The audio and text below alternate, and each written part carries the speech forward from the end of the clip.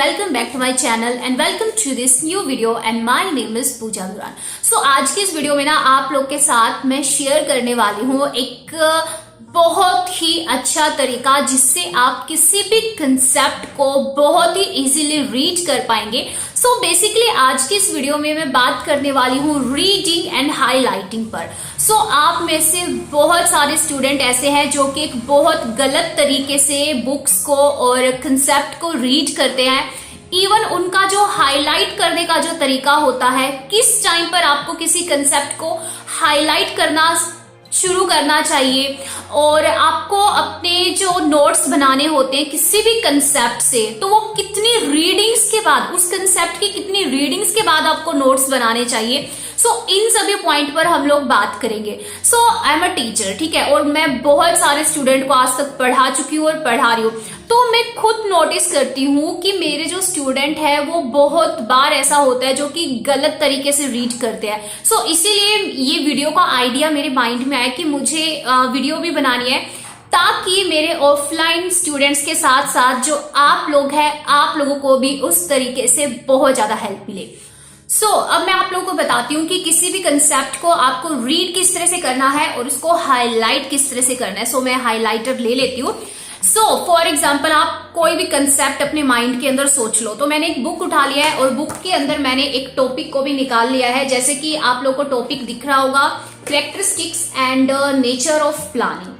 For example आपको ये topic पढ़ना है, आपको ये टॉपिक समझना है, इसको हाईलाइट करना है, इसमें से आपको नोट्स प्रिपेयर करने हैं। Means reading, highlighting, understanding and making notes.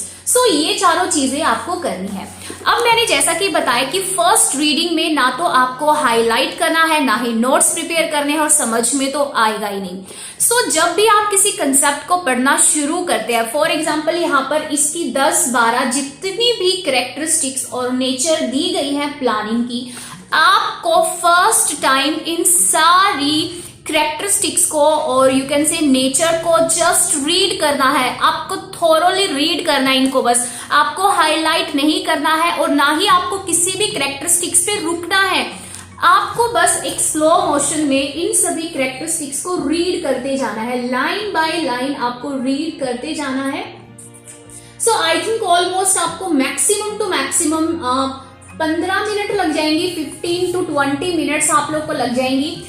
उसके बाद ये तो हो गई आपकी फर्स्ट रीडिंग। जब आप किसी कंसेप्ट को फर्स्ट टाइम रीड कर लेते हैं ना कहीं आपके माइंड में उन सभी लाइन से इतना क्लियर हो जाता है कि आपने ये जो 10-12 हेडिंग्स पढ़ी और इन 10-12 हेडिंग्स के अंदर जो भी लाइन्स थी उनमें से कुछ वर्ड या कुछ लाइन आपके माइंड के अंदर फिक्स हो जाती है और आपको समझ में आ जाता है कि इस हेडिंग के अंदर मैंने जो ये लाइन पढ़ी थी ना वो इंपॉर्टेंट थी।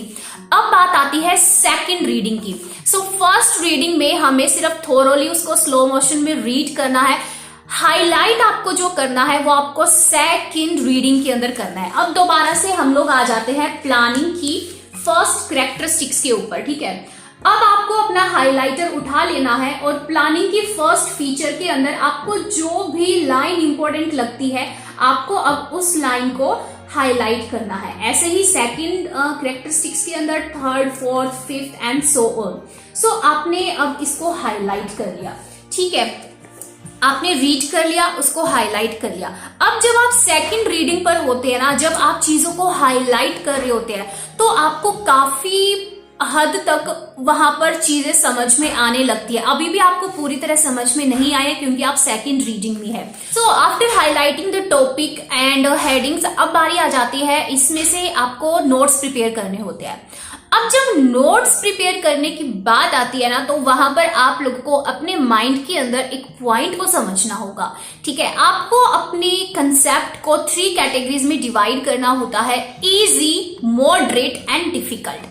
अब अगर मैं इजी टॉपिक्स की बात करूं अकॉर्डिंग टू माय एक्सपीरियंस, तो इजी टॉपिक के कॉन्टेक्स्ट में मैं नोट्स बहुत कम प्रिपेयर करती हूँ। अगर मैं इजी और मॉडरेट की बात कर रही हूँ ना, इजी एंड मॉडरेट टॉपिक्स की बात कर रही हूँ, तो मैं सिर्फ इन 2 टाइप के टॉपिक्स के लिए मैं वहां पर टॉपिक को हाईलाइट करती हूँ। वो जो मैंने हाईलाइट किया मैं उसको बस रीड आउट करती हूँ बिफोर द एग्जामिनेशन। बट अगर मैं बात करूं कॉम्प्लेक्स टॉपिक की, तो उनको हाईलाइट करने के बाद, सिर्फ एक बुक में से हाईलाइट करने के बाद मैं उसके नोट्स प्रिपेयर नहीं करती हूँ।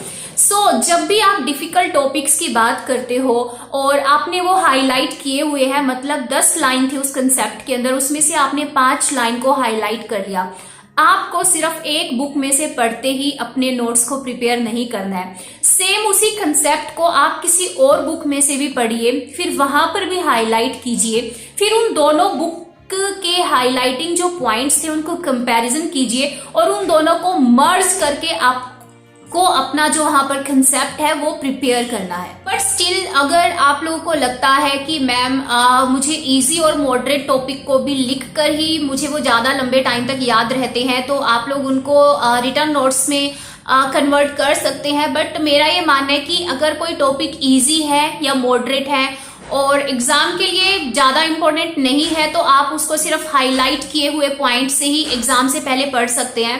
लेकिन अगर आपको लगता है टॉपिक इजी एंड मॉडरेट है but exam point of view से मोस्ट इंपॉर्टेंट है, तो आप हाईलाइट के बाद मेकिंग नोट्स वाली स्टेप पर भी जा सकते हैं।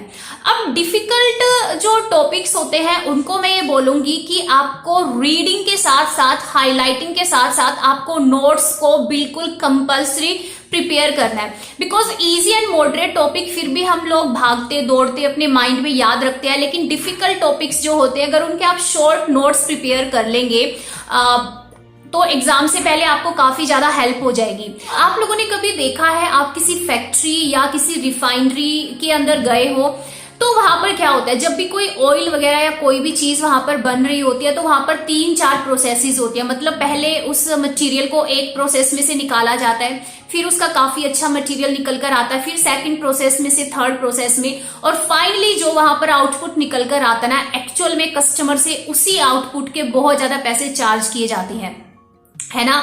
मतलब वो लास्ट में जो आउटपुट निकल कर आता है ना वो वैल्यूएबल होता है, और उससे पहले वाली जितनी भी उसके साथ फालतू की चीजें होती है उनको डिस्पोज कर दिया जाता है। तो ऐसा ही आपको रीडिंग के कॉन्टेक्स्ट में अपने कंसेप्ट के अंदर करना है। हो सकता है आपके कंसेप्ट के अंदर 200 लाइन दी हुई हो बुक्स के अंदर, लेकिन उन 200 लाइन में से आपको धीरे धीरे क्या करना है, पहले आपने रीडिंग की, आपको 200 लाइन में से समझ में आ गया कि ये 100 लाइंस जो है ये मोस्ट इंपॉर्टेंट है। उसके बाद जब आपने हाईलाइट किया तब भी आपका माइंड उसको फिल्टर करेगा उस 100 लाइन में से, फिर आप वहां पर 70 लाइन को हाईलाइट करेंगे। सेकंड फिल्ट्रेशन हो गया वहां पर। और जब आप नोट्स प्रिपेयर करते हैं ना, तो उस थर्ड टाइम की रीडिंग तक आपका माइंड आपको बता देता है कि भाई अब मुझे 70 की 70 हाईलाइट की हुई लाइन लिखने की जरूरत नहीं है, अब मैं इस कंसेप्ट को 3 रीडिंग में इतना अच्छा समझ चुका हूं कि अब मुझे सिर्फ 30 या 40 लाइन अपनी शॉर्ट नोट्स के अंदर प्रिपेयर करनी है। तो ये रीडिंग, हाईलाइटिंग और नोट्स मेकिंग जो है ना, ये आपके उस कंसेप्ट को इतना ज्यादा फिल्टर कर देंगी, आपके माइंड के अंदर इतना अच्छा फिक्स कर देंगी कि आपको फाइनली समझ में आ जाएगा कि अब मुझे अपने माइंड के अंदर वो कौन से पॉइंट है जो कि रखने हैं और वो कौन से पॉइंट है जो कि मुझे डिस्पोज कर देने हैं।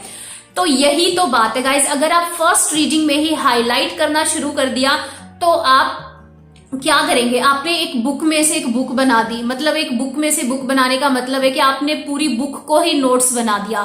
तो जब तक आप 3 रीडिंग्स नहीं देंगे किसी भी कंसेप्ट को, तो आपके वो इंपॉर्टेंट नोट्स नहीं बनेंगे और आप वो पूरा का पूरा 200 लाइन पढ़ते रहेंगे और एग्जाम के अंदर आपको समझ ही नहीं आएगा कि मुझे इस कंसेप्ट में से लिखना क्या था और मैं लिख के क्या आ गया। सो प्लीज अपनी किसी भी रीडिंग को, किसी भी बुक या किसी भी कंसेप्ट के केस में 3 रीडिंग्स जरूर दें और फिर आप लोग खुद चेंज देखेगा कि आपके पढ़ने के तरीके में और आपके रिजल्ट कितने अच्छे आएंगे। सो आई होप आप इस मेथड को अप्लाई करेंगे अपनी स्टडी के अंदर, और अगर आपको थोड़ा सा भी पॉजिटिव रिजल्ट दिखता है तो प्लीज कमेंट सेक्शन में बताना। और मैं एक टीचर होने के साथ साथ एक स्टूडेंट भी हूँ और स्टूडेंट होने के साथ साथ एक टीचर भी हूँ, तो आई कैन टेल यू कि ये चीजें जो है ना सच में बहुत ज्यादा पॉजिटिव रिजल्ट देने वाली होती है। सो अगर आप ऐसे ही study related, exam related, stress, motivation related videos चाहते हैं तो चैनल को सब्सक्राइब कर लेना और बेल आइकन को प्रेस कर लेना, तभी आप लोगों को नोटिफिकेशन मिलेगी। सो मैं बहुत ही अमेजिंग वीडियोस आप लोगों के लिए लेकर आने वाली हूँ इन फ्यूचर में। सो मिलते हैं उन सभी वीडियोस के अंदर। Till then, happy learning to all of you. Bye bye, take care.